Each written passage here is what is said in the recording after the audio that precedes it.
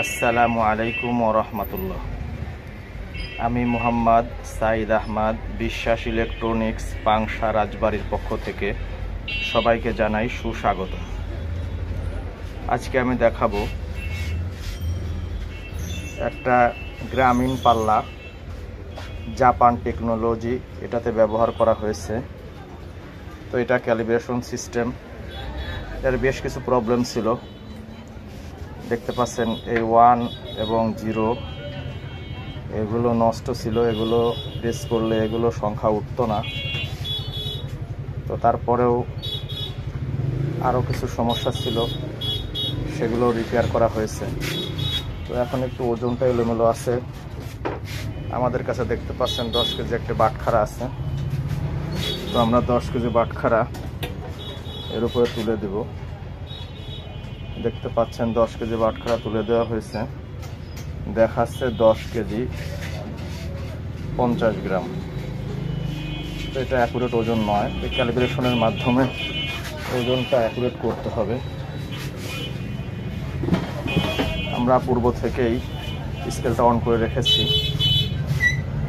তো এটার এখন কোড দিতে হবে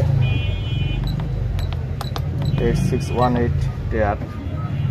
দেখতে পাচ্ছেন 0.5 আসছে, তার অর্থ ক্যালিব্রেশন অপশন চলে আসছে।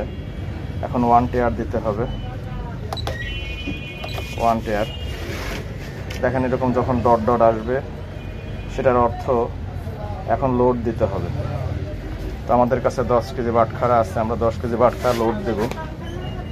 আমরা 10 কেজি বাটখারা লোড দিয়ে দিয়েছি। চেষ্টা করবেন একটু বেশি ওজনের বাটখারা দিয়ে ক্যালিব্রেশন করার জন্য, সেটা অ্যাকুরেট হবে। এরপরে লোড দেওয়ার পর টেয়ার বাটন চাপতে হবে, যে টেয়ার। এখানে পূর্বে 5 কেজি দিয়ে ক্যালিব্রেশন করার ছিল, যার কারণে এখানে 5000 গ্রাম লেখা আসছে। আমরা 10 কেজি যেহেতু চাপাইছি, এটা 10,000 গ্রাম উল্লেখ করতে হবে। 10,000 গ্রাম টেয়ার। এটা 40 কেজি স্কেল, 40 কেজি লেখা আছে, 40 কেজি থাকবে টেয়ার। এখানে 5 গ্রাম থেকে ডিভিশন করে রাখছে। তো আমরা 5 গ্রাম থেকে ডিভিশন করব না, আমরা 1 গ্রাম থেকে ডিভিশন করব। যেহেতু ছোট স্কেল, এই জন্য আমরা 1 গ্রাম থেকে ডিভিশন করব।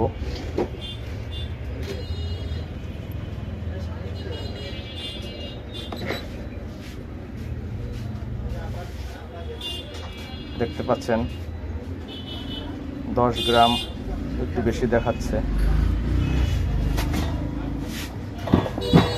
এটা স্কেলটা বন্ধ করে আবার চালু করলে ঠিক হয়ে যাবে। দেখেন 0 দেখাচ্ছে।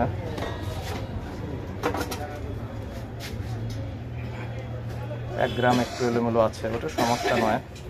1 গ্রাম যেহেতু 1 গ্রাম থেকে ডিভিশন করা, 1 গ্রাম এলোমেলো হতে পারে, ওটা কোনো সমস্যার বিষয় নয়। যে ভিডিওটি দেখার জন্য অসংখ্য ধন্যবাদ। ভিডিওটি ভালো লাগলে চ্যানেলটি সাবস্ক্রাইব করবেন এবং লাইক, কমেন্ট, শেয়ার করে সাথেই থাকবেন। ধন্যবাদ।